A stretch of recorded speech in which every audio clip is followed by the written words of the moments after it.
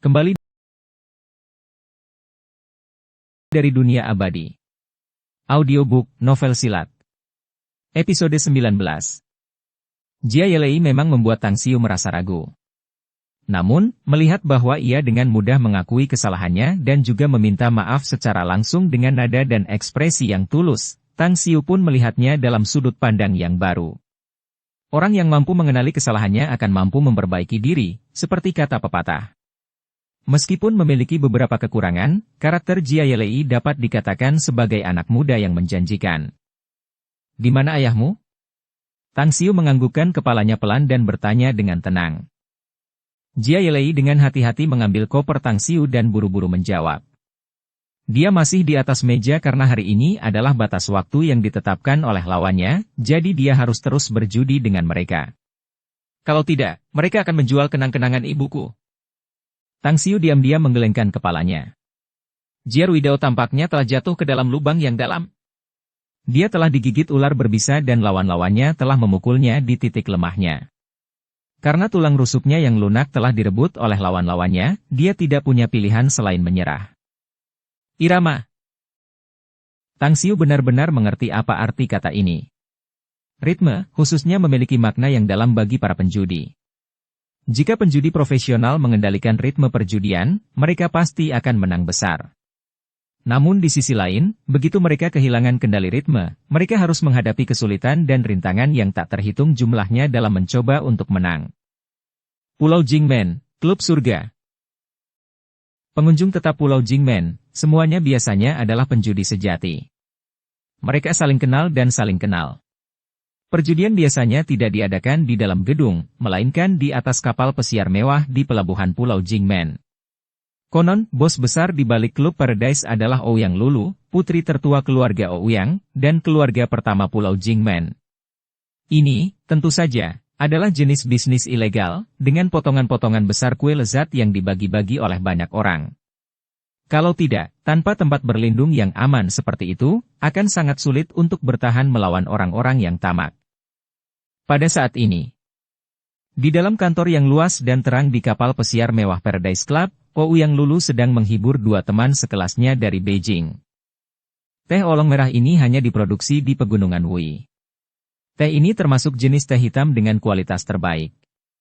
Teh ini merupakan jenis teh spesial dalam negeri dengan garis-garis yang rapat pada konturnya dan daunnya berwarna hijau kecoklatan. Setelah diseduh, air tehnya akan berwarna kuning cerah dan daunnya akan berubah menjadi hijau kemerahan. Kualitas yang paling menonjol dari teh ini adalah aromanya yang kuat dan tahan lama. Teh ini jelas berkualitas tinggi dan memiliki banyak khasiat.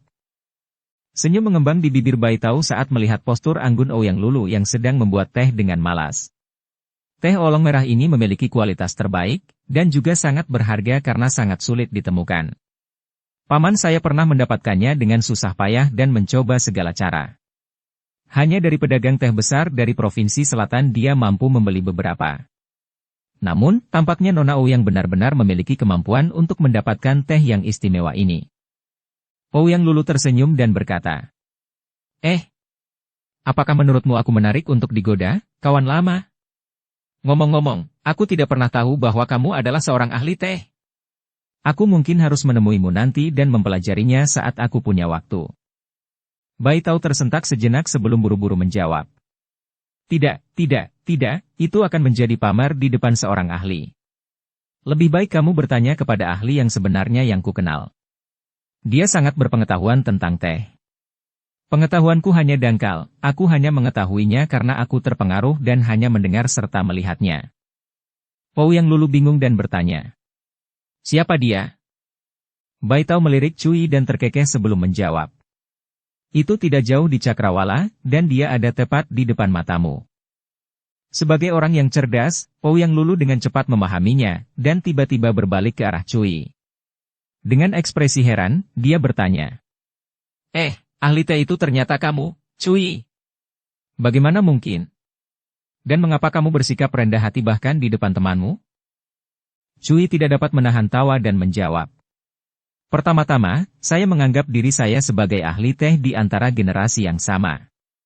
Namun, melihat teknik pembuatan teh Anda, saya yakin akan selalu ada orang yang lebih baik dari saya. Nona Ouyang, Anda telah memberi saya pelajaran yang bagus. Ouyang Lulu menjawab sambil tersenyum. Hentikan saja. Kesopanan hanya akan membuatmu semakin gemuk.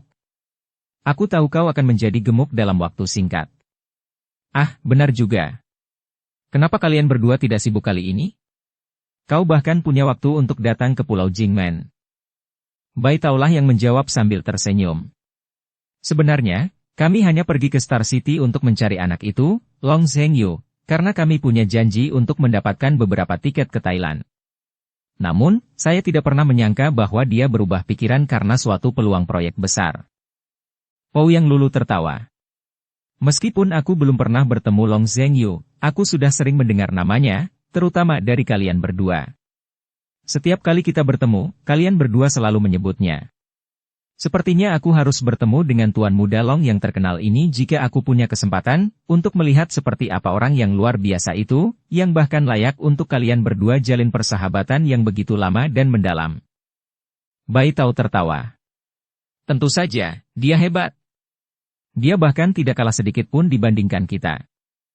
Ouyang Lulu tercengang dan tak dapat menahan tawa. Kalian memuji dan membanggakannya. Kalian berdua? Ekspresi Cui tiba-tiba berubah dan menjawab. Lulu, Long Zhengyu benar-benar pemuda yang luar biasa. Hanya beberapa pemuda dari generasi muda yang bisa lebih luar biasa daripada dia. Namun, ketika kami melakukan tur di Star City, kami menemukan sesuatu yang menarik. Lebih tepatnya, kami mendengar tentang orang yang menarik. Orang macam apa? Ouyang Lulu terkejut. Cui menjawab. Saya tidak tahu banyak tentang detailnya. Yang saya tahu adalah dia juga seorang anak muda. Dan hal yang paling tidak masuk akal adalah dia masih seorang siswa SMA. Dan Long Zhengyu ternyata telah mendapatkan bantuan dari anak muda itu dalam proyek besarnya. Bahkan Long Zhengyu yang angkuh dan sombong tampaknya mengagumi anak muda SMA ini. Ouyang Lulu terkejut dan bertanya. Long Zhengyu mengagumi seorang siswa SMA? Apa kau bercanda? Bai Tao berkata. Kami sama sekali tidak akan bercanda denganmu. Aku benar-benar bisa mengatakan bahwa Long Zhengyu sangat mengaguminya. Ketika kami berdua mengobrol dengan Long Zhengyu dan minum teh, anak muda itu dipanggil Tang Xiu oleh Long Zhengyu. Dia ingin Long Zhengyu mencarikannya seorang manajer profesional. Dan tahukah kamu? Sikap Long Zhengyu saat itu hanyalah bagaimana aku harus mengatakannya. Itu tidak seperti memperlakukan saudara-saudara. Dia hanya seperti menjilatnya. Ouyang Lulu bingung. Seorang siswa SMA ingin mencari manajer profesional? Apa yang ingin dia lakukan? Bai Tao berkata. Karena itu, dia sedang mempersiapkan diri untuk mendirikan perusahaan. Karena dia tidak punya waktu untuk mengelolanya, jadi dia meminta Long Zhengyu untuk mencari manajer profesional. Dan coba tebak? Karena kita ada di sana saat itu, Cuin mendapat ide buruk ini dan melemparkannya ke Long Zhengyu, dan membiarkan Tang Xiu mengundang Kang Xia. Lulu, kurasa kau juga pernah mendengar tentang Kang Xia yang terkenal itu, bukan? Astaga! Aku benar-benar ingin tahu apakah anak itu bisa mengundangnya. Ouyang Lulu menjadi sombong saat dia tersenyum dan berkata. Aha, kalian berdua benar-benar pantas dikutuk. Siapa yang tidak mengenal Kang Xia? Si elit super yang kembali dari pusat keuangan dunia Wall Street, bahkan banyak perusahaan besar ingin merekrutnya dengan berbagai cara dan upaya, tetapi akhirnya ditolak olehnya. Kalian berdua benar-benar bukan hal yang baik, kalian bahkan menguji seorang siswa sekolah menengah untuk mengundangnya. Itu sama sekali bukan lelucon yang lucu. Bai Tao tertawa dan menjawab. Haha, itu hanya untuk bersenang-senang. Ekspresi Cui tiba-tiba berubah. Ia meraih ponselnya dan menghubungi sebuah nomor. Setelah mengangkat telepon, ia bertanya. Apa ada berita tentang hal yang kukatakan padamu untuk diselidiki? Kang Xia pergi sendirian ke Star City kemarin, tujuannya tidak jelas. Apa maksudmu? Cui tiba-tiba merasa bahwa dia salah dengar. Kang Xia pergi ke Star City? Apakah dia? Untuk apa dia pergi ke Star City? Keterkejutan dalam hati Cui tiba-tiba membuat wajahnya berubah serius, seolah-olah gelombang pasang terus-menerus bergulung-gulung di dalam hatinya. Melihat ekspresi aneh Cuyin, Ouyang Lulu penasaran dan bertanya. Ada apa? Cui menutup telepon. Ia menatap mereka berdua dan menjawab. Saya hanya penasaran dan mengirim seseorang untuk menyelidiki keberadaan Kang Xia selanjutnya. Saya baru saja mendapat laporan bahwa Kang Xia pergi ke Star City kemarin. Adapun tujuannya, masih belum diketahui. Dia pergi ke Star City? Bai Tao langsung melompat dari sofa dan berseru keras dengan ekspresi tidak percaya. Kang Xia pergi ke Kota Bintang, mungkinkah itu karena Tang Xiu? Bagaimana ini bisa terjadi? Bab 81, Mempelajari Teknik Perjudian. Tang Xiu? Ouyang Lulu sangat membekas dalam nama ini di hatinya. Dia tahu betul bahwa jika seseorang dapat membuat Cui dan Bai Tao sangat diperhatikan, dia pastilah orang yang luar biasa. Apalagi orang ini adalah orang yang sangat dikagumi oleh Long Zhengyu, yang berarti dia sama sekali bukan ikan kecil.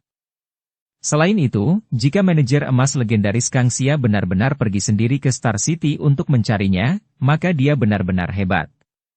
Tentu saja, terlepas dari apakah Kang Xia akan bekerja untuknya atau tidak, mampu membuat Kang Xia bertindak sendiri, berarti dia memiliki metode yang luar biasa. Hei, sekarang ketertarikanku pada Tang Xiu ini bahkan lebih besar dibandingkan dengan ketertarikanku untuk ingin bertemu Long Zhengyu. Dengan senyum mengembang di wajahnya, Ouyang Lulu menyerahkan 2 cangkir teh kepada mereka berdua. Dengan keterkejutan yang masih memenuhi hatinya, Bai Tao mengambil cangkir teh dan berkata, "Aku juga merasakan hal yang sama. Cui benar-benar membangkitkan rasa ingin tahu dan ketertarikanku. Jika dia benar-benar sehebat itu, aku bahkan ingin menjadi lebih dari sekadar teman." Cui menggelengkan kepalanya dan berkata, "Menurutku tidak mudah berteman dengan Tang Xiu.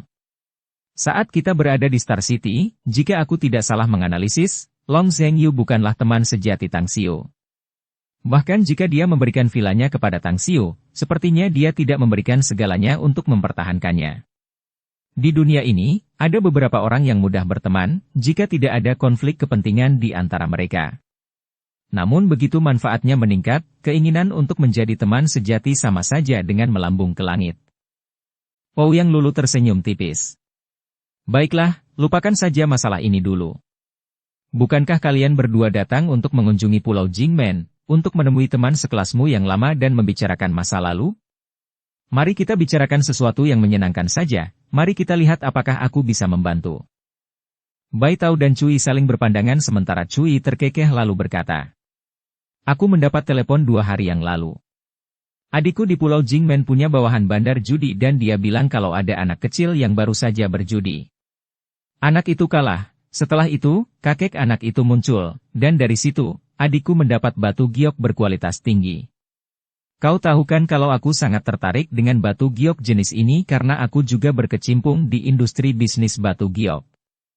Jadi, aku kesini untuk melihatnya." Ouyang Lulu tertawa. "Aku tahu ini. Orang tua yang kena tipu itu bernama Jiarui Dao. Dia adalah seorang penjudi profesional yang cukup terkenal dan hampir tidak bisa dianggap sebagai master judi.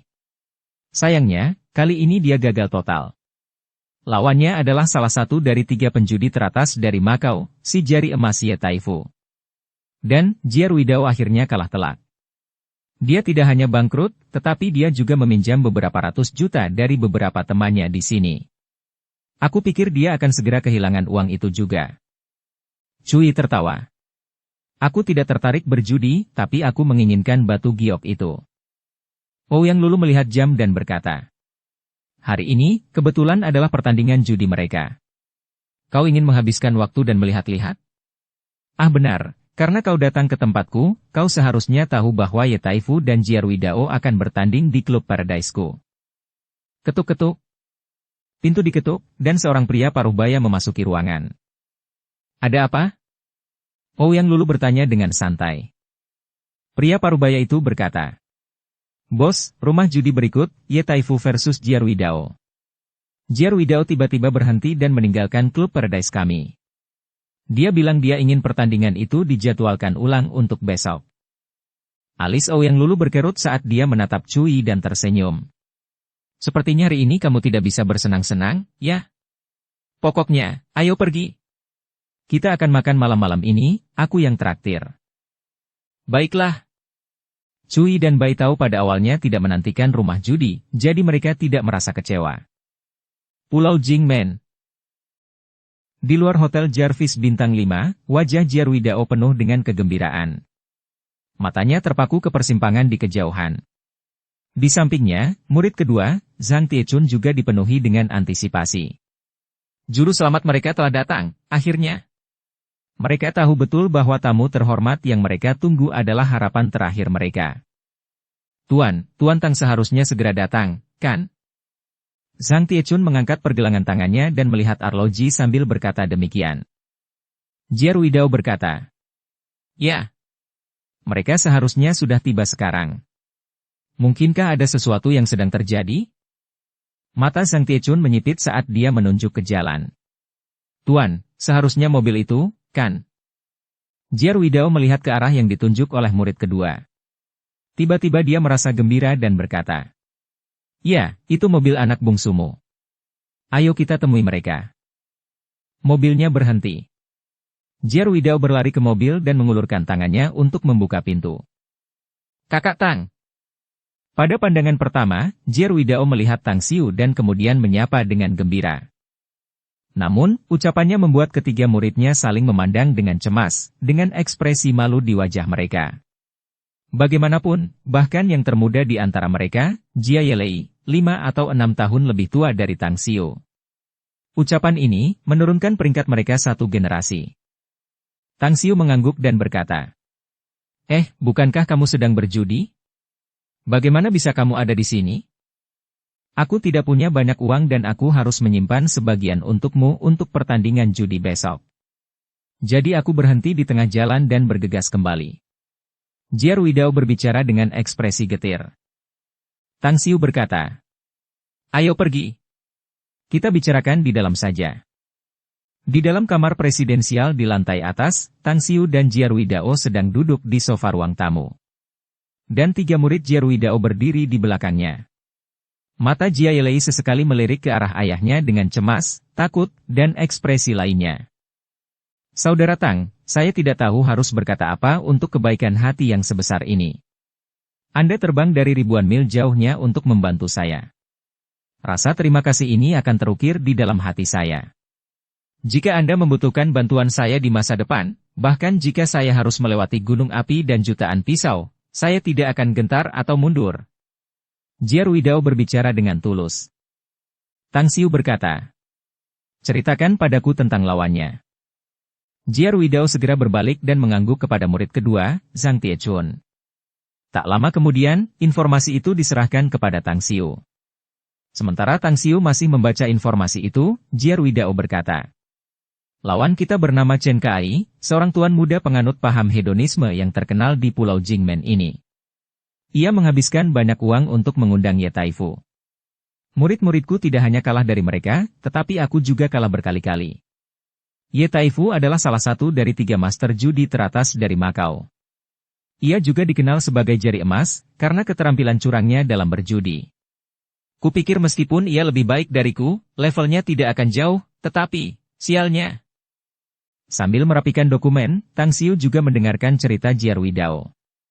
Setelah itu, dia akhirnya mengetahui keseluruhan alur cerita, dan juga memiliki pengetahuan umum tentang lawannya luar dalam. Dia seorang ahli yang sulit diajak berurusan.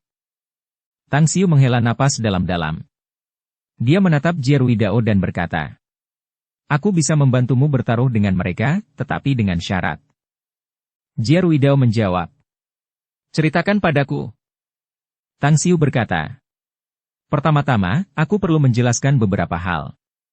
Mengenai teknik berjudiku, kau juga jelas mengetahuinya. Pertama kali kita bertemu dalam pertarungan judi itu, aku mencuri kemampuanmu. Jadi, jika aku kalah kali ini, kau tidak bisa menyalahkanku." Jiarwidao menjawab dengan sungguh-sungguh, "Saya sama sekali tidak akan pernah melakukan itu." Tang Xiu berkata, "Jika aku menang, tidak peduli berapapun nilainya, aku akan mengambil setengahnya." Jiarwidao tanpa ragu menurutinya. "Aku hanya butuh kenang-kenangan istriku. Apapun yang kau menangkan, semuanya akan menjadi milikmu." Tang Xiu menggelengkan kepalanya. "Tidak, seperti yang sudah kukatakan, aku hanya butuh setengahnya." Jiarwidao ragu-ragu. Namun, melihat Tang Xiu tampaknya tidak ingin menawar, dia hanya bisa mengangguk. Baiklah. Tang Xiu menatap ketiga murid Jiarwidao dan kemudian berkata, "Aku sudah mengatakan syaratku. Kalian juga tahu bahwa aku tidak tahu apapun tentang teknik berjudi kecuali permainan dadu. Mengenai jenis lainnya, aku tidak tahu apapun tentangnya. Jadi, yang aku butuhkan hari ini adalah kalian menjelaskan semua jenis perjudian kepadaku, dan juga mengajariku keterampilan tersebut." Baiklah. Itulah yang ada dalam pikiran Jiarwidao, jadi dia dengan senang hati menurutinya. Jiarwidao segera memberitahu ketiga muridnya untuk mencari berbagai alat judi. Di antara semuanya, Jiarwidao berfokus pada pengajaran dadu Tang Xiu, stud 5 kartu, domino, mahjong, blackjack, dan tai golden flower. Kamu telah memainkan dadu dan kamu sangat ahli dalam hal ini, jadi aku tidak akan mengajarkan ini kepadamu. Pertama-tama aku akan mengajarkanmu blackjack, yang merupakan metode perjudian yang paling umum.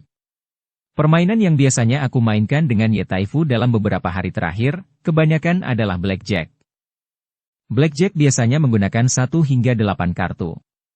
Dealer memberikan 2 kartu kepada setiap pemain dengan 1 kartu terbuka. Ini disebut kartu terbuka. Kartu lain yang menghadap ke bawah disebut kartu gelap. Keduanya kemudian akan dijumlahkan.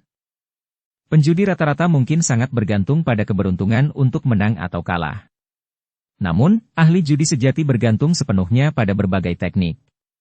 Terus terang, hampir semua teknik itu hanyalah tipuan untuk menipu mata lawan. Seperti kata pepatah. Dari 10 permainan, 9 di antaranya curang. Bersamaan dengan penjelasannya, Jiarwidao juga menunjukkannya kepada Tang Xiu. Tangannya terus berubah seperti bayangan, saat ia dengan cekatan mengocok dan mencampur kartu dengan kecepatan kilat, bahkan Tang Xiu diam-diam memujinya. Dalam berjuta-juta perwujudan kehidupan, akan selalu ada orang yang menguasai keterampilan di bidangnya. Berlatih teknik berjudi hingga tingkat yang luar biasa, uang yang bisa didapatkan benar-benar akan menjungkir balikan langit. Tetapi tentu saja, premisnya adalah harus ada kesempatan untuk memenangkan uang dan tetap hidup untuk menikmatinya. Yang kedua adalah stud 5 kartu. Yang ketiga adalah pai go. Yang keempat adalah waktu berlalu dengan lambat, malam pun tiba dalam sekejap mata. Jiarwidao dan Tang Xiu tidak makan, seolah-olah mereka lupa akan rasa lapar. Mereka berdua merasa senang dalam mengajar dan belajar, menikmati diri mereka sepenuhnya, mereka bahkan tidak menyadari bahwa malam telah tiba. Yang terakhir adalah tai golden flower. Jiarwidao mengambil sepasang kartu remi baru dan mengeluarkan kartu raja dan ratu. Dia menatap Tang Xiu dan berkata, "Peraturan permainan ini adalah..." Tang Xiu melambaikan tangan dan berkata, "Aku bisa memainkan permainan ini, karena aku telah melihat permainan orang lain. Kamu hanya perlu mengajariku teknik tai golden flower ini." Jiarwidao tahu bahwa Tang Xiu sangat hebat.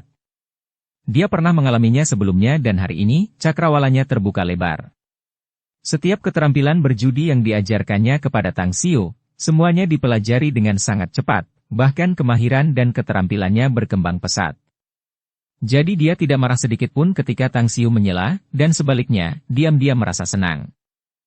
Tai golden flower pada dasarnya memiliki 2 aspek kunci yang harus kita perhatikan. Pertama adalah kecurangan dan tipu daya. Kutipan dari Seni Perang paling tepat untuk menjelaskan hal ini. Semua peperangan didasarkan pada tipu daya. Permainan ini mengandalkan pikiran.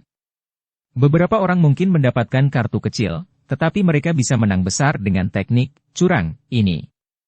Beberapa mungkin memegang kartu besar, tetapi karena takut lawan memiliki kartu yang lebih besar, mereka menyerah. Yang kedua, curi ritme saat mengganti kartu. Banyak master judi yang kuat memiliki kartu rahasia yang tersembunyi di tubuh mereka. Kartu-kartu semacam ini hampir mustahil dilihat orang lain. Dan untuk mengetahuinya, tergantung pada kemampuan orang lain. Oleh karena itu, tangan yang cepat memainkan peran utama dalam perjudian, terutama seperti tai golden flower ini. Bab 82, Kesedihan dari Masa Lalu. Jiarwidao mengocok kartu dengan terampil. Kemudian, ia mengirim 3 kartu gelap kepada Tang Xiu dan dirinya sendiri. Menaruh kartu yang tersisa di samping, ia terus menjelaskan. Setelah bandar selesai memberikan kartu, ia akan menaruhnya di atas meja di depannya. Saya pernah mendengar seorang master judi dengan cepat melempar kartu dengan tangannya ke tumpukan kartu yang tersisa dan mengambil kartu yang ia butuhkan. Namun, kartu aslinya tertinggal di tumpukan kartu tersebut. Namun, penjudi yang bisa melakukan ini pastilah seseorang yang telah mencapai level dewa penjudi. Seperti kasino-kasino di Las Vegas, keberadaan dewa penjudi seperti itu ada. Tiba-tiba, Jierwidao menepuk dahinya dan berbicara dengan nada tertekan. Aku lupa satu hal penting, yaitu menghafal dan menghitung kartu.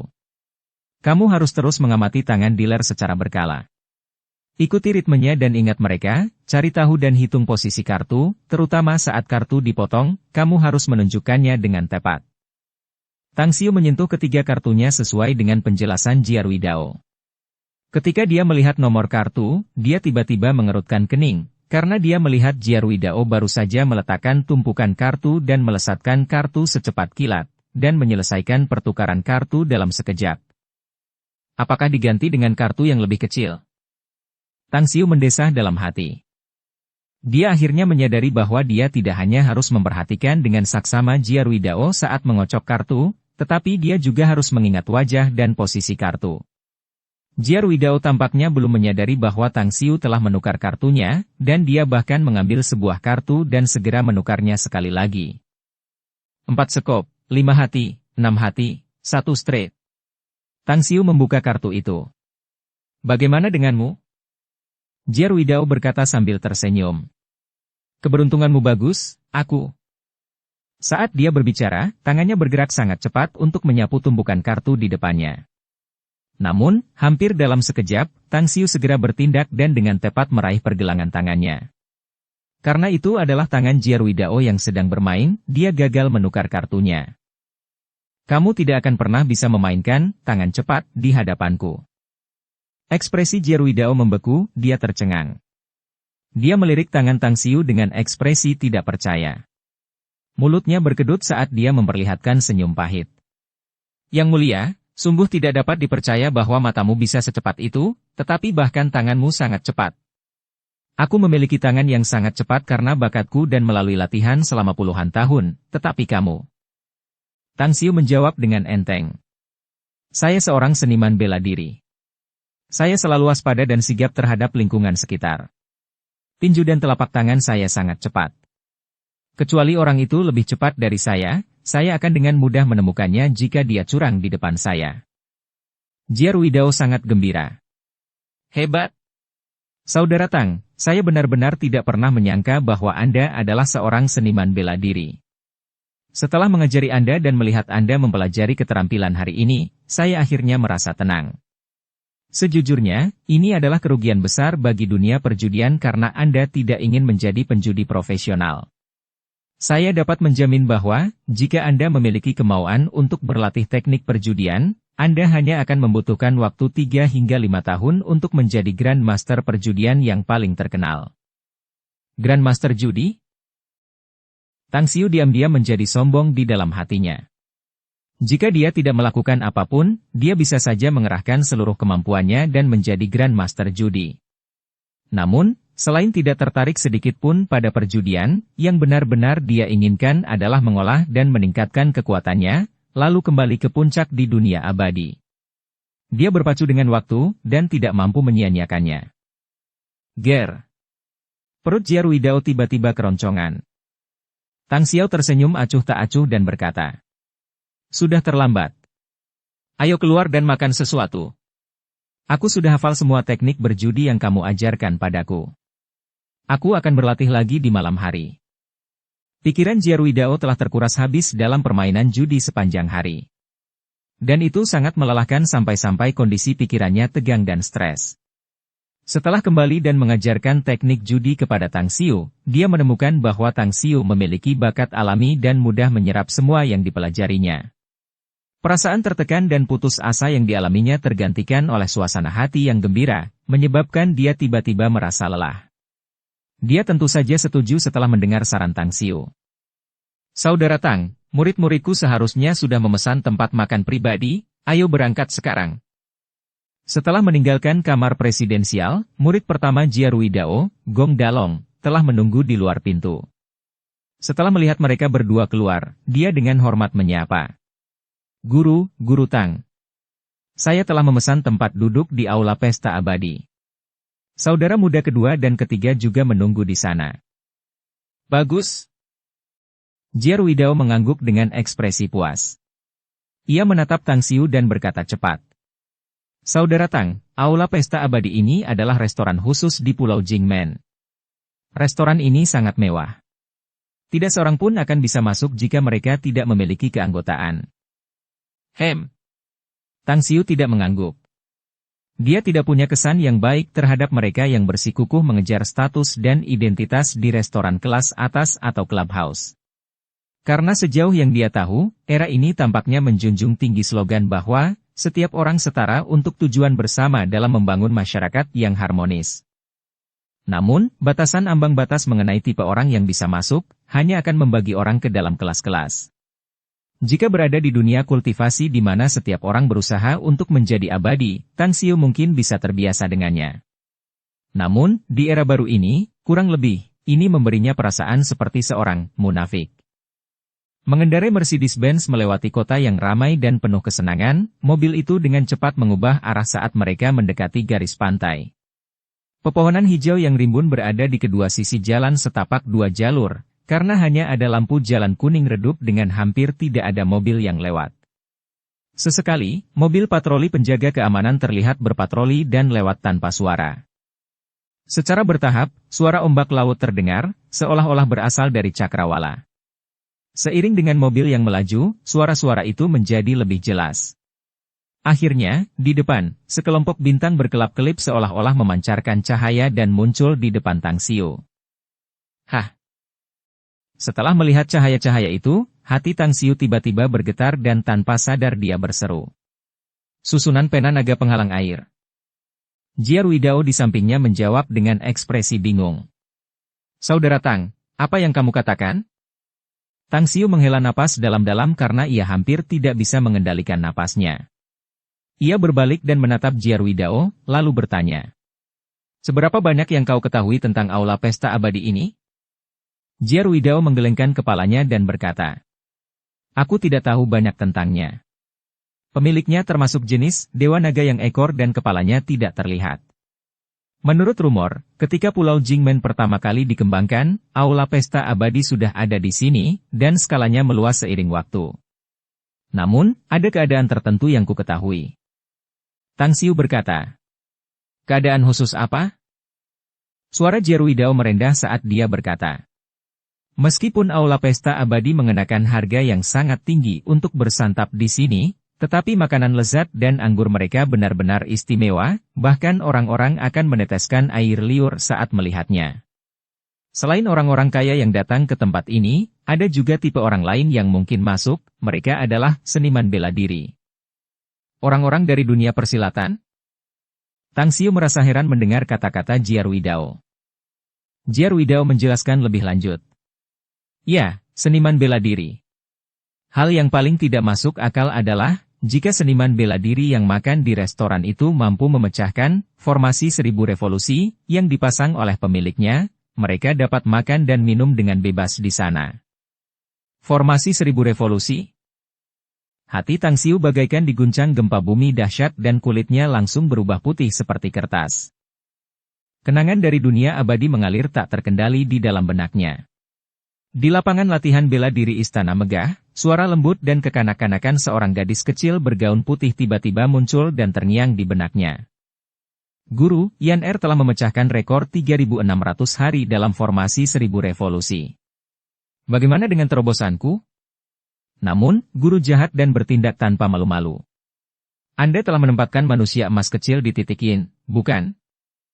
Guru, Yan Er akhirnya berhasil menembus batas. Jadi Yan Er sangat senang. Anda mengatakan bahwa jika Yan Er mampu memecahkan rekor 3.600 hari dalam formasi 1000 revolusi, maka Yan Er telah tumbuh dewasa. Dan sekarang, Yan Er telah tumbuh dewasa, kan? Tuan, Yan Er secara pribadi telah menyeduh anggur nektar dari ratusan bunga murni dan langka, silakan cicipi. Menguasai.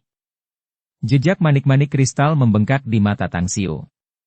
Sudah 6.500 tahun. Dia adalah murid pertama kesayangannya. Dia berkelana sendirian ke tempat paling berbahaya di dunia abadi, Laut Mati Neraka, hanya untuk menemukan jiwa es berusia 10.000 tahun untuk membantunya. Dari situ, dia tidak pernah mendengar keberadaannya lagi. Kesedihan selama 6.500 tahun membuatnya bersumpah untuk tidak pernah menerima murid sejati lagi. Itu sama sekali tidak mungkin.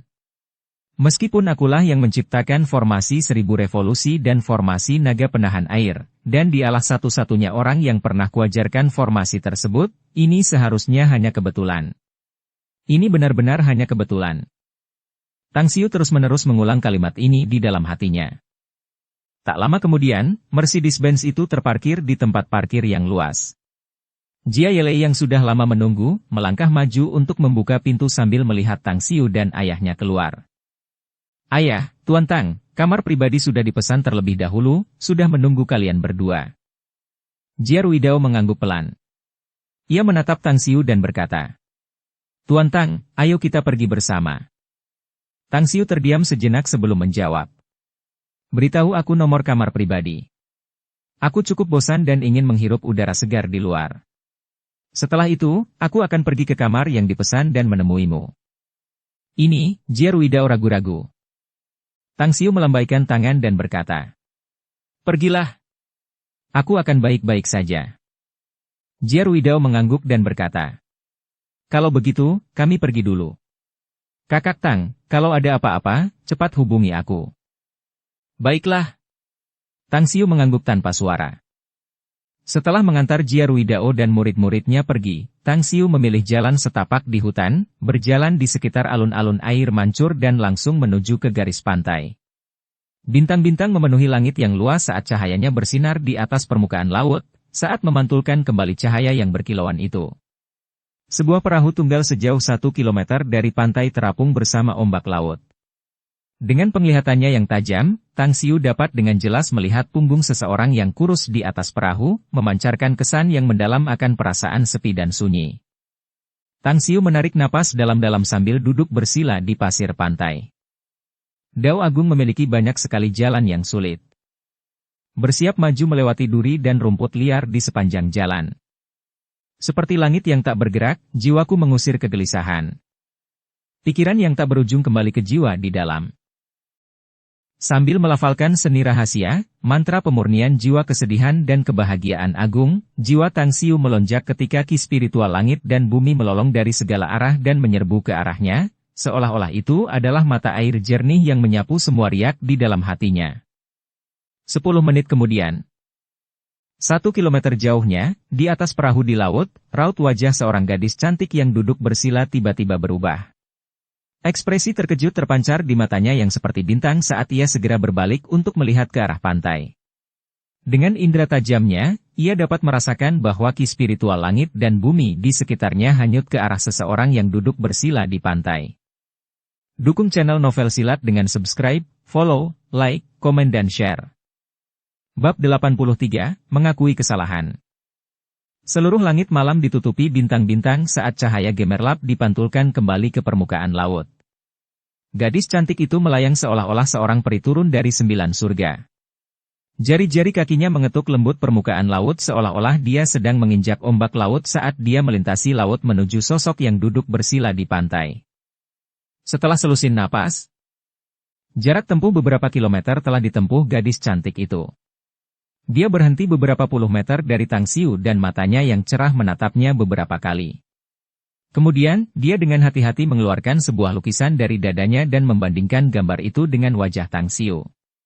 Tak lama kemudian, ekspresi kecewa tergambar di wajahnya saat dia menggelengkan kepalanya dan melipat gambar itu, lalu meletakkannya kembali ke dadanya.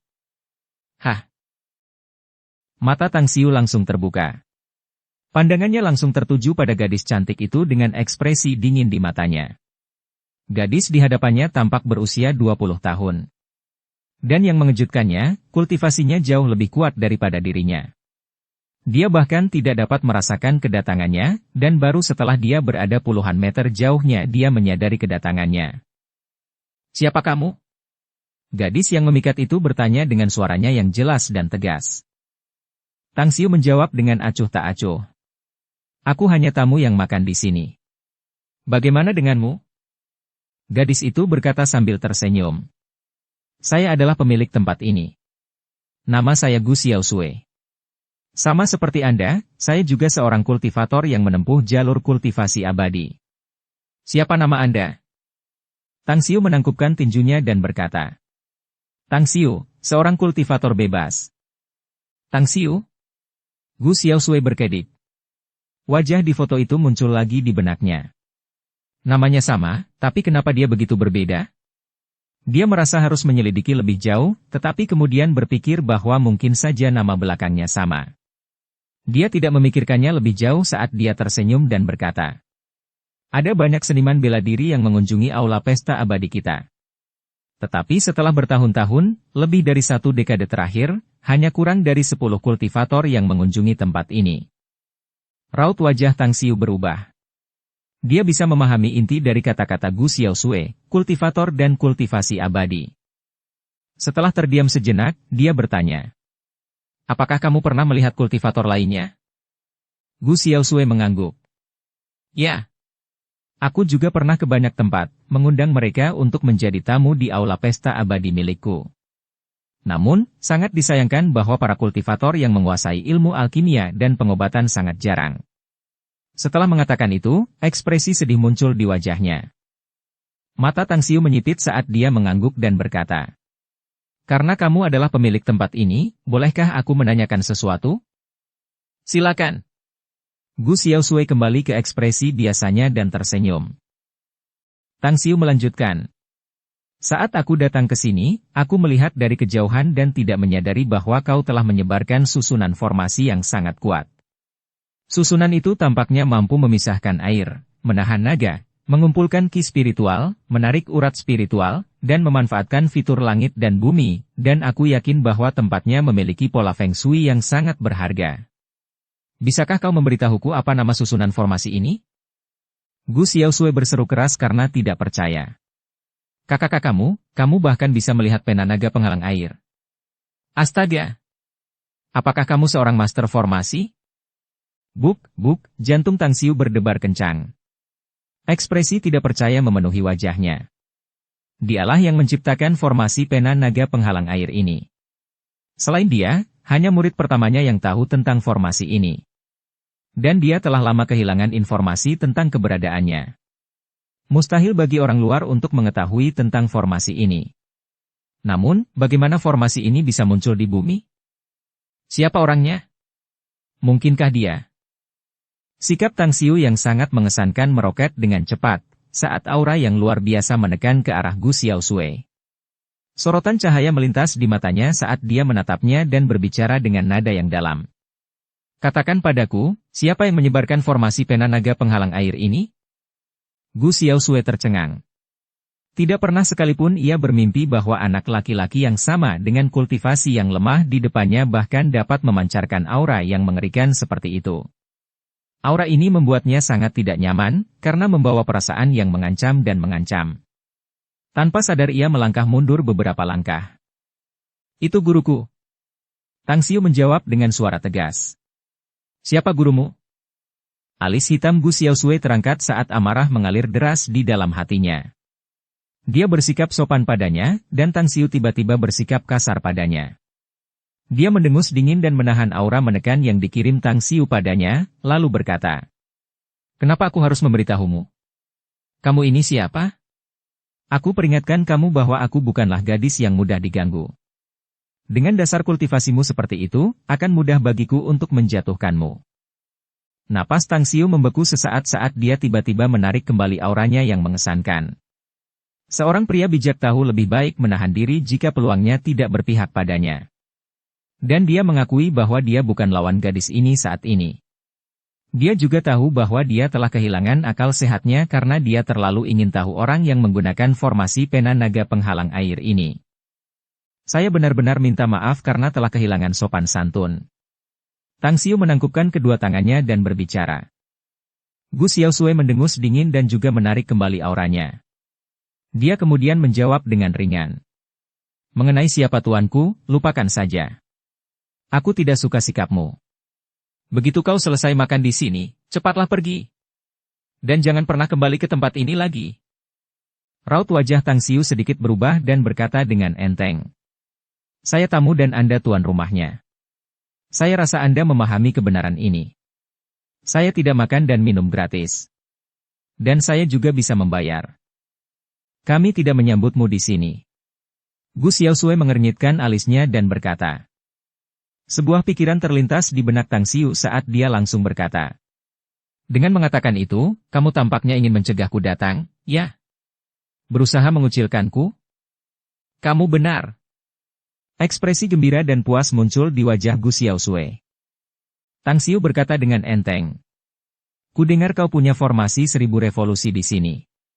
Aturanmu adalah jika seseorang mampu menembus formasi ini, dia tidak perlu membayar makanan dan minumannya, kan? Aku akan mencoba formasimu. Tolong tunjukkan jalannya. Kau, ekspresi bangga di wajah Gu Xiaosui tiba-tiba membeku. Orang yang menyebarkan kebiasaan menerobos formasi 1000 revolusi adalah gurunya. Selama ada yang berhasil menerobosnya, mereka akan menjadi tamu terhormat di aula pesta abadi. Mereka tidak hanya akan dibebaskan dari membayar makanan dan minuman mereka, tetapi mereka juga akan diberikan perlakuan terbaik. Tang Xiu berkata dengan tenang. Bagaimana? Aku tidak bisa menantangnya? Gu Xiaosui menggelengkan kepalanya dan berkata. Tentu saja, kau bisa. Namun, dilihat dari kultivasimu, kau tidak akan pernah bisa menembus formasi itu. Bahkan jika kau hampir tidak bisa melewati lapisan pertama, tetapi di lapisan kedua, kau akan mati atau terluka parah karena mencoba. Ada total 7 lapisan dalam formasi 1000 revolusi. Kau dikatakan berhasil jika kau bisa menembus semuanya. Dan hingga saat ini, hanya ada 2 orang yang mampu menembus lapisan keempat, tetapi keduanya adalah kultivator yang telah berkultivasi selama berabad-abad. Tang Xiu bertanya. Jadi, Anda tidak punya tamu terhormat? Gu Xiaosui menggelengkan kepalanya dan berkata. Tidak. Mereka yang berhasil menembus lapisan ketiga dari lapisan kedua, dapat menghitungnya sebagai kemenangan mereka selama beberapa dekade. Hanya 6 orang yang berhasil menerobos dari lapisan kedua ke lapisan ketiga. Hati Tang Xiu menjadi sombong. Formasi 1000 revolusi ini diciptakan olehnya. Dia sangat jelas tentang kekuatan sebenarnya. Bahkan jika seseorang adalah makhluk surgawi, ingin menerobos dari lapisan pertama ke lapisan kedua, akan terbukti cukup sulit bagi mereka. Seorang abadi yang sedikit kuat mungkin dapat menerobos ke lapisan ketiga. Namun, jika terus maju, ada 80% kemungkinan bahwa mereka akan terkena pukulan keras dan terluka, atau dikeluarkan. Biar aku coba. Ucap Tang Xiu dengan tenang. Gu Xiaosui berkata dengan acuh tak acuh. Sepertinya kamu bukan orang yang akan menyerah sebelum melihat sungai Styx. Karena kamu ingin mencobanya, cobalah saja. Karena aku juga sangat bosan sekarang, kamu bisa ikut denganku. Tang Xiu tidak berbicara lagi. Dia mengikuti Gu Xiaosui, berjalan menembus kedalaman hutan. Mereka bertemu dengan sekelompok penjaga keamanan berpakaian hitam di sepanjang jalan. Ekspresi senyum aneh menutupi wajah mereka saat mereka melihat Tang Xiu, yang mengikuti Gu Xiaosui. Hah? Aneh sekali. Bukankah ini pertama kalinya kita melihat bos kecil bersama seorang pemuda yang tidak dikenal? Siapa pemuda itu? Apakah dia layak ditemani oleh bos kecil secara pribadi? Ah, bos muda sudah dewasa. Bukankah dia juga gadis biasa yang mendambakan hubungan dengan seorang pria? Lihat saja pemuda di belakangnya. Dia pasti tidak biasa. Bagaimana ini bisa terjadi? Bukankah Little Boss memiliki penglihatan yang tajam dan selalu bersikap acuh tak acuh dan pilih-pilih? Dia biasanya tidak melirik pria manapun. Bagaimana mungkin seorang anak muda yang tidak dikenal bisa berjalan bersamanya? Pria muda itu tampan. Tapi dia jelas tidak pantas menjadi bos kecil kita. Tidak ada seorang pun di bumi ini yang pantas menjadi bos kecil di mataku. Sial, seekor kodok ingin memakan angsa. Bos kecil itu seperti peri. Orang biasa tidak akan bisa memikatnya, kan? Mereka sama sekali tidak cocok. Tang Xiu dan Gu Xiaosui memiliki pendengaran yang tajam. Mereka tentu saja dapat mendengar obrolan para penjaga keamanan itu dengan jelas. Gu Xiaosui, yang berjalan di depan, memiliki ekspresi tersenyum yang dalam saat sudut mulutnya melengkung. Namun, orang yang berjalan di belakang, Tang Xiu, hanya tersenyum paksa dan masam. Mendengarkan obrolan para penjaga keamanan itu, dia hampir berpikir bahwa dia hanyalah setumpuk sampah yang menginginkan bunga harum seperti Gu Xiaosui. Bah! Namun, ketika Tang Xiu hendak mengusir pikiran-pikiran aneh itu dari benaknya, matanya menatap Gu Xiaosui di depannya. Ia kemudian berkata, "Nama keluargamu Gu? Seseorang yang kukenal juga bermarga Gu." Gu Xiaosui menoleh sambil menatap Tang Xiu dengan ekspresi menghina sebelum dia terus maju ke depan. "Kau tidak perlu mencoba mendekatiku. Menerobos formasi 1000 revolusi adalah adat suci kita. Bahkan jika kau bermulut manis, menyanjung, dan mengatakan hal-hal yang berlebihan, aku tidak akan pernah membantumu. Apalagi, orang-orang bermarga Gu cukup langka. Tapi aku sama sekali tidak memiliki hubungan apapun dengan mereka." Tang Xiu bertanya, "Kau tidak punya hubungan apapun dengan orang lain? Kalau begitu, kau mengikuti marga Gu milik gurumu, kan?" "Ya." Gu Xiaosui mengangkat dagunya dan menjawab. Tatapan mata Tang Xiu tertuju erat ke belakang Gu Xiaosui, emosi yang sudah tenang tiba-tiba melonjak lagi dan membuat hatinya berdesir. Murid pertama kesayangannya juga bermarga Gu, dan dialah yang memberinya nama belakangnya. "Gu Xiaosui, pernahkah kamu mendengar tentang seseorang bernama Gu Yan'er?" "Apa?" Dia menatap Tang Xiu dan berkata, "Siapa kamu? Bagaimana kamu tahu nama guruku? Benarkah itu?" Hati Tang Xiu seakan terlempar ke lautan badai, saat dia menatap Gu Xiaosui dengan tak percaya dan buru-buru bertanya. "Tolong beritahu aku, bagaimana keadaan gurumu? Di mana dia sekarang?" "Aku tidak tahu." Gu Xiaosui menjawab dengan nada marah. Tang Xiu berkata dengan nada yang dalam. "Tolong, jawab aku. Ini sangat penting bagiku." Gu Xiaosui mencibir. "Hei, kau bahkan belum menjawab pertanyaanku. Bagaimana kau tahu nama guruku?" "Aku tahu. Kau seharusnya mendengarnya dari para tetuamu, kan?" "Baiklah. Guruku tidak pernah menghubungi orang luar manapun selama 10 tahun terakhir.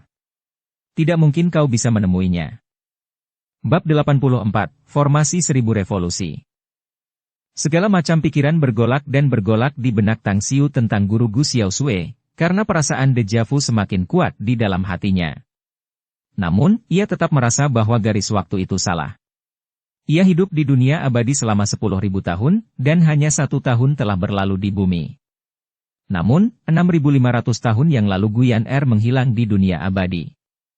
Bahkan jika ia tidak sengaja datang ke bumi, ia seharusnya memasuki garis waktu 1 tahun di bumi. Jika dia telah berada di bumi selama beberapa dekade, apakah itu berarti dia telah hidup selama ratusan ribu tahun di dunia abadi? Setelah menganalisis fakta dengan saksama dan berpikir mendalam, Tang Xiu merasa bahwa masalah ini menjadi aneh. Namun, saat dia melihat ekspresi yang sangat dingin di wajah Gu Xiaosui, dia terdiam. Dia belum memiliki cukup hubungan untuk menyelidiki lebih jauh. Empati dan kecerdasan emosional bukanlah keahliannya, tetapi dia adalah orang yang sangat cerdas sejak awal. Mungkin dia kurang dalam banyak hal dalam hal hubungan dan perasaan manusia. Namun dengan kecerdasannya yang tinggi, dia yakin bahwa dia mampu menganalisis hampir semua hal dan menanganinya. Gu Xiaosui tidak ingin memberitahunya apapun. Dan dia tidak memiliki kemampuan untuk mencongkelnya dengan paksa.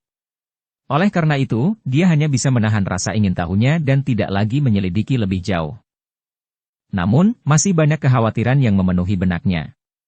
Sebab, meskipun ia telah lama mengenal istri dan saudaranya selama ratusan bahkan ribuan tahun, ia tetap saja dikhianati pada akhirnya karena keuntungan mereka sendiri. Dan sekarang, apakah murid pertamanya masih dapat mengingatnya sebagai gurunya? Bagaimanapun, waktu yang sangat lama telah berlalu. Apakah ia masih memiliki kesetiaan dan perasaan sebagai seorang guru dan murid? Melihat Tang Xiu yang terdiam, ekspresi puas diri kembali muncul di wajah Gu Xiaosui saat dia menggerutu. "Jika kamu ingin bertemu dengan guruku, itu sebenarnya bukan hal yang mustahil. Selama kamu bisa menembus lapisan ketiga, 3 bulan kemudian aku bisa membawamu menemuinya. Namun, dilihat dari kultivasimu, apalagi menembus lapisan ketiga, bahkan saat kamu memasuki lapisan kedua, kamu akan terluka parah dan harus mundur. Silakan terus memimpin jalan. Keyakinan yang sangat kuat dapat dirasakan dari nada dan ekspresi Tang Xiu. Gu Xiaosui mencibir. Kau benar-benar orang yang tidak akan berhenti sampai kau menabrak tembok. Dan sepertinya kau tidak akan meneteskan air mata jika kau tidak melihat peti mati itu sendiri. Baiklah. Karena kau bersikeras, jangan salahkan aku karena tidak mengingatkanmu jika kau keluar dengan luka parah. Ayo pergi. 100 meter di depan. Mereka dihentikan oleh seorang penjaga keamanan berpakaian jas. Bos kecil, Tuan Xiao dan Tuan Miao telah datang, mereka menunggumu di depan formasi 1000 revolusi. Sambil mengerutkan kening, Gu Xiaosui berkata. Kenapa mereka berdua ada di sini? 2 tahun lalu, mereka terjebak di lapisan kedua, dan mereka tidak memiliki kemampuan untuk menembus lapisan ketiga. Terlebih lagi, luka mereka cukup parah.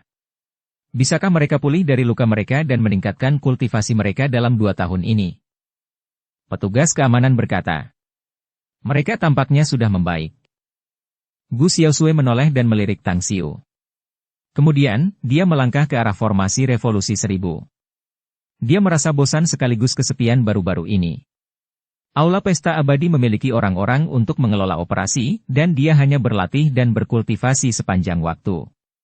Namun hari ini, dia bertemu dengan Tang Xiu, yang menurutnya cukup menarik, jadi dia tidak pernah menyangka bahwa kedua pria itu akan datang saat ini. Jauh di dalam hutan. Sebuah alun-alun persegi dikelilingi oleh tanaman hijau yang subur dan hijau. Alun-alun terbuka itu tidak terlalu besar, dan memiliki batu giok yang diletakkan di setiap sudutnya. 2 pria setengah baya duduk bersila di dekat sudut sambil mata mereka menyapu ke arah alun-alun di depan mereka dengan ekspresi mendalam di wajah mereka. Saudara Miao, menurutmu seberapa besar peluangmu kali ini? Xiao Mingzhen memecah kesunyian dan bertanya. Miao Ontang dengan percaya diri berkata. 80%. Xiao Mingzhen terkejut. Kamu yakin itu? Miao Ontang tersenyum tipis dan berkata. Saudara Xiao, saya rasa Anda lebih percaya diri daripada saya, bukan? Orang-orang yang belum pernah mencoba menghancurkan formasi 1000 revolusi mungkin tidak tahu bahwa ini bukanlah formasi pembunuh. Array formasi ini tampaknya digunakan oleh seorang kultivator tertentu untuk membina murid-muridnya. Selama kita tidak terburu-buru mencoba, kita tidak perlu khawatir kehilangan nyawa karena cedera. Namun, terluka pun tidak apa-apa, kok. Bukankah Anda juga pernah mendapat manfaat dari formasi 1000 revolusi 2 tahun yang lalu? Xiao Mingzhen mengangguk dan tersenyum. Benar. Orang yang menciptakan formasi 1000 revolusi ini benar-benar jenius dalam teknik kultivasi. Kekuatannya pasti telah mencapai tingkat yang mengerikan. Terus terang saja, jika memungkinkan, aku benar-benar ingin belajar dari orang yang menciptakan formasi ini. Haha, kita punya pemikiran yang sama. Miao Ontang tertawa terbahak-bahak. Ah, kalian berdua tampaknya tidak puas, bahkan jika kalian ingin menantang formasi 1000 revolusi lagi. Jika ingatanku tidak salah, kalian telah menantang formasi sebanyak 3 kali. Menurut kebiasaan guruku, kalian harus membayar 1 juta yuan untuk keempat kalinya kalian menantang formasi lagi. Bayar dulu sebelum kalian masuk. Gu Xiaosui berjalan perlahan bersama Tang Xiu. Ekspresinya tenang, meskipun sedikit nada dingin dapat dirasakan dari nadanya. Melihat Gu Xiaosui dan Tang Xiu berjalan bersama, Xiao Mingzhen dan Miao Ontang tercengang dan menebak asal-usul Tang Xiu. Namun, mereka tetap berdiri dengan tergesa-gesa dan mengambil koper kulit di samping mereka, menyerahkannya kepada Gu Xiaosui dan berkata, "Kami telah menyiapkan uangnya, silakan terima." Gu Xiaosui memberi isyarat kepada beberapa petugas keamanan di dekatnya saat mereka mengambil kedua koper itu, membukanya dan memastikan jumlahnya, lalu segera mengambil uang tunai dan pergi. Bunyikan lonceng abadi. Ya. Pria besar itu menangkupkan tinjunya dan melesat menuju kejauhan. Beberapa menit kemudian. Dong dong dong. Lonceng itu dibunyikan sebanyak 18 kali, dan suaranya bergema di sekitarnya dan menggetarkan telinga semua orang di dalam aula pesta abadi. Banyak tamu yang keluar dari ruang makan pribadi mereka karena terkejut mendengar bunyi lonceng itu, dan menanyakannya kepada para pelayan. Itu adalah lonceng abadi, beberapa orang akan menantang formasi 1000 revolusi. 18 lonceng. Setiap orang berjumlah 6, jadi ada 3 orang yang akan menantang formasi. Seniman bela diri akan menantang formasi sebagai ujian penyaringan untuk menjadi tamu kehormatan kami. Lonceng abadi telah dibangkitkan. Semua orang dapat pergi ke tempat kejadian untuk menonton. Para tamu dapat memperluas wawasan mereka hari ini. Dengan ekspresi gembira di wajah mereka, para pelayan menjelaskan, dan di bawah bimbingan para penjaga keamanan, semua pengunjung di 100 ruang makan pribadi Aula Pesta Abadi bergegas keluar dan melangkah ke arah formasi 1000 revolusi. Di dalam salah satu ruang makan pribadi, Jarwidao dan ketiga muridnya menatap kosong saat mereka mendengarkan penjelasan petugas. Bagi mereka, hal terpenting hari ini adalah melayani dan menghibur Tang Xiu. Jika Tang Xiu berhenti, mereka tidak hanya akan bangkrut, mereka juga akan kehilangan reputasi mereka di kalangan penjudi profesional dan tidak akan bisa bangkit lagi seumur hidup. Kalian bertiga, apakah kalian ingin menonton? Setelah menjelaskan, seorang pelayan muda dan cantik kemudian bertanya. Jarwidao melambaikan tangannya dengan ekspresi gelisah dan menjawab. Kami tidak tertarik. Silakan pergi. Tunggu sebentar. Gong Dalong tiba-tiba menghentikan petugas itu. Ia menatap Jarwidao dan berkata, Guru, sejauh yang saya tahu, Guru Tang tampaknya menguasai ilmu bela diri. Mungkin salah satu orang yang akan menantang formasi itu adalah dia. Tolong pikirkanlah. Ini adalah kejadian langka bagi orang yang mencoba menantang formasi 1000 revolusi bahkan dalam 1 atau 2 tahun. Namun saat Guru Tang datang ke sini, beberapa orang ingin menerobos formasi itu. Saya pikir Guru Tang kemungkinan besar akan menjadi salah satu orang yang menantang formasi itu. Raut wajah Jarwidao berubah. Dia juga tahu bahwa Tang Xiu adalah seorang seniman bela diri. Dia tiba-tiba mengangguk dan berkata, Kalau begitu, ayo pergi. Bahkan jika bukan Tang Xiu, mungkin dia juga akan ada di sana untuk menonton. Tak lama kemudian, hutan di sekitar Aula Pesta Abadi dipenuhi banyak orang, karena seluruh tepi alun-alun telah ditempati. Puluhan penjaga keamanan Aula Pesta Abadi mengambil posisi di luar alun-alun dan melarang siapapun masuk bahkan setengah langkah pun. Gu Xiaosui melipat tangannya. Matanya sesekali menyapu Tang Xiu sambil sesekali bolak-balik antara Xiao Mingzhen dan Miao Wentang. Dia penasaran, sejauh mana kultivasi mereka telah berkembang. Apakah mereka mampu menembus lapisan ketiga? Bos kecil, sudah waktunya. Kepala keamanan datang ke samping Gu Xiaosui dan berbisik. Gu Xiaosui mengangguk pelan. Ia melirik Tang Xiu, Xiao Mingzhen, dan Miao Wentang, lalu berkata ringan. Hari ini kalian bertiga ingin menantang formasi 1000 revolusi. Terlepas dari hidup dan mati kalian, Aula Pesta Abadi tidak akan diperhitungkan atau dimintai pertanggungjawaban atas nasib kalian. Siapapun yang dapat menembus lapisan ketiga akan menjadi tamu kehormatan Aula Pesta Abadi kita. 3 orang? Bersambung ke episode 20. Dukung kami dengan subscribe, follow, like, komen dan share. Terima kasih.